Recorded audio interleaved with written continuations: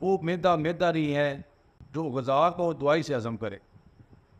وہ غذا جو بھی آپ کھائے اگر آپ کے میدے کے اوپر آگے اکٹھی ہو گئی ہے, آپ کے میدے کے اوپر جم گئی ہے, فم میں میدا کا منہ میں آپ کو ہوا بن کی ہے, پیٹ پھول گیا ہے, تو جب بھی آپ غذا کھاتے ہیں آپ کے ساتھ یہی مسئلہ بنتا ہے. تو کرتے کیا بندے میدے کا کیپسول کھاتے ہیں, جس طرح رائزی کیپسول ہے, وہ میدا کیپسول ہے وغیرہ وغیرہ.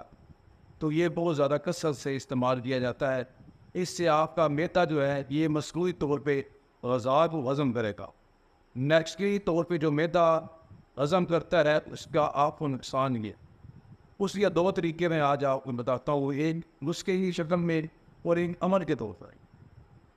تو ناظرین, آپ نے سب سے پہلے یہ کرنا ہے, جب بھی آپ کا غذا کھانی ہے 3 سے 4 نوالے رہ جائے تو آپ اپنا ہاتھ پیچھے کھینچ لیں.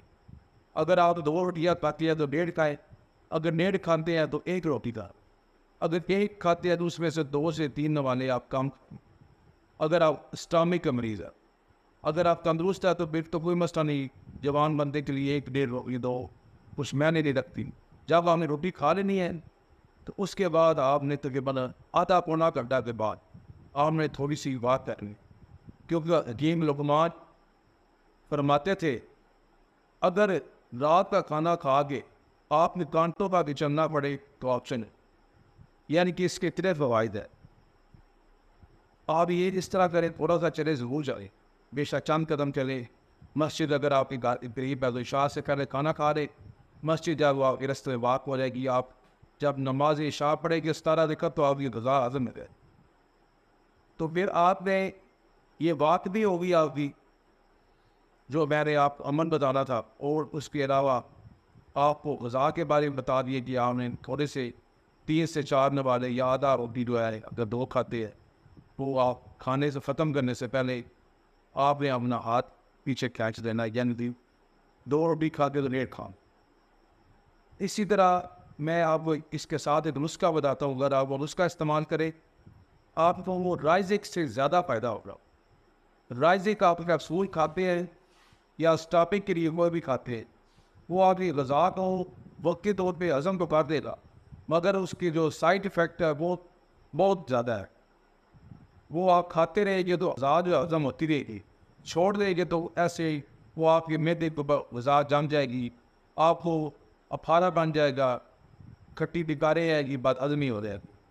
تو ناظرین آپ نے کرنا یہ ہے, جب بھی آپ غذا کھائے بڑا مختصر اور سستا سا اس کا بتانے میں بات, صرف 20-30 روپے آپ کا وہ ایک چھوٹا سا ڈبہ تیار ہو جائے گا, تو آپ کی معدے کی جلن تذابیت سب کچھ ٹھیک ہو جائے گی. یہ رائزی کیپسول 40 روپے کا ہے, تو وہ ایک دن میں آپ ایک استعمال کرتے ہیں 40 mg کا.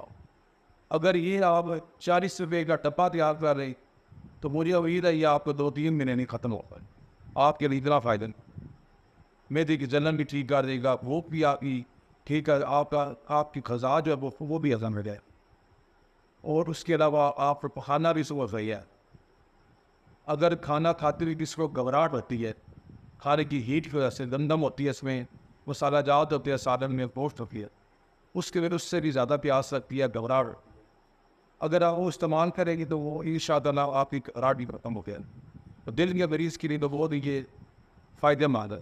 اگر شوگر کا مریض بھی استعمال کرے تو اتنے کا کچھ نہیں ہوتا, ویسے ہر چیز شوگر کے مریض کھا لیتے ہیں, اور جب چائے کا مسئلہ ہو تو کہتے ہیں ہمیں شوگر ہے. تو یہ آپ نے چٹکی پر آپ نے دوائی کھانی ہے, اگر آپ چٹکی پر آپ کھا لیں تو اس کا کوئی نقصان نہیں ہے.